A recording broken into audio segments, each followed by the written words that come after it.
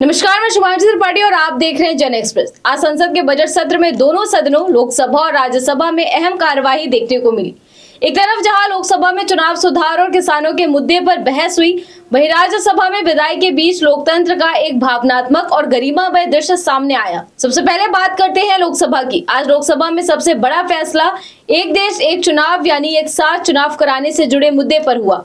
सदन ने उन विधेयकों की जांच कर रही संयुक्त संसदीय समिति का कार्यकाल बढ़ा दिया जो लोकसभा और राज्य विधानसभाओं के चुनाव एक साथ कराने की व्यवस्था पर विचार कर रही है। यह प्रस्ताव समिति के अध्यक्ष पीपी चौधरी द्वारा पेश किया गया। इसमें संविधान का 129वां संशोधन विधेयक 2024 और केंद्र शासित प्रदेश कानून विधेयक 2024 शामिल है।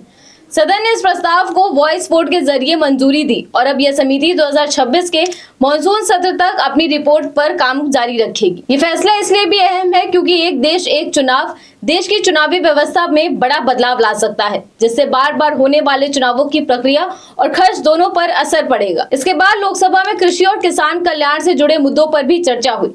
हरियाणा से कांग्रेस सांसद जयप्रकाश ने सरकार से सवाल करते हुए कहा कि किसानों के लिए जमीनी स्तर पर क्या ठोस कदम उठाए गए हैं। उन्होंने आरोप लगाया कि सरकार की नीतियां किसानों के हित में पूरी तरह प्रभावी नहीं है। वहीं सत्ता पक्ष की ओर से जवाब देते हुए राजस्थान से बीजेपी सांसद दुष्यंत सिंह ने सरकार का बचाव किया और प्रधानमंत्री नरेंद्र मोदी की योजनाओं की सराहना की। उन्होंने कहा कि सरकार किसानों की आय बढ़ाने के लिए लगातार प्रयास कर रही है और पीएम किसान योजना के तहत बड़ी रकम किसानों तक सीधे पहुंचती है। उनके मुताबिक इस योजना में 63,500 करोड़ का आवंटन किया गया है, जिसमें से हजारों करोड़ रुपए सीधे किसानों के बैंक खातों में ट्रांसफर किए गए हैं। अब रुख करते हैं राज्यसभा की ओर।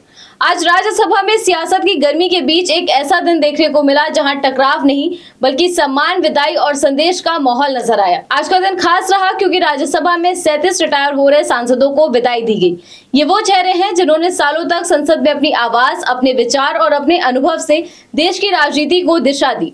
इस मौके पर प्रधानमंत्री नरेंद्र मोदी ने एक भावुक लेकिन गहरी बात कही। उन्होंने कहा कि राजनीति में कभी फुल स्टॉप नहीं होता, यानी कोई नेता भले ही सदन से विदा हो जाए, उसका अनुभव, उसकी भूमिका हमेशा जारी रहती है। वहीं विपक्ष की तरफ से नेता प्रतिपक्ष मल्लिकार्जुन खड़गे ने भी इस मौके पर सरकार के सुर में सुर मिलाते हुए एक अहम बात कही।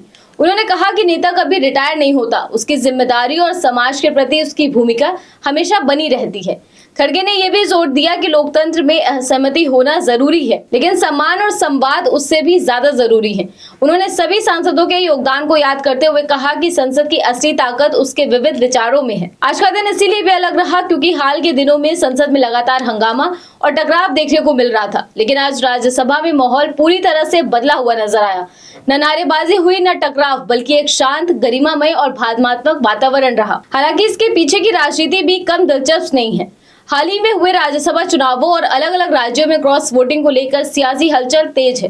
विपक्ष और सत्ता पक्ष के बीच तनाव अभी भी खत्म नहीं हुआ है, लेकिन आज के इस माहौल ने ये जरूर दिखाया कि जब बात संसद की गरिमा की आती है तो दोनों पक्ष एक मंच पर आ सकते हैं। तो कुल मिलाकर आज राज्यसभा में सियासत का एक अलग रंग देखने को मिला, जहां बहस की जगह भावनाएं थी और टकराव की जगह सम्मान था। अब देखना होगा कि आने वाले दिनों में ये शांति बरकरार रहती है या फिर एक बार फिर सदन में सियासी गर्मी बढ़ती है। फिलहाल के लिए इतना ही। आप जुड़े रहिए जन एक्सप्रेस के साथ। धन्यवाद।